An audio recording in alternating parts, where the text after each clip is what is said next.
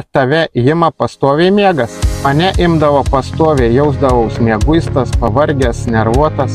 Kai pradėjau kokybiškai maitintis, gaudavau pakankamą kiekį angliavandenių, vitaminų, baltymų. Tai atsirado ir nuotaika, atsirado ir jėgų ir išlipdavau iš fūros pasivaikščioti. Seniau sustojęs po darbo privalgydavau visokių nesąmonių ir eidavau miegoti su skaudančia galva ir laukdavau rytą, kad praeitų galvos skausmai.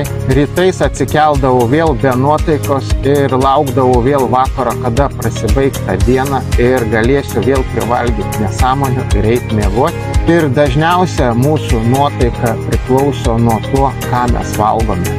Ir jeigu tu valgai nesveiką maistą ir perdirbtą maistą, arba valgai per mažai ir jautiesi mieguistas, tai tau reiktų atkreipti dėmesį, kiek tu gauni angliavandenių, baltymų, riebalų.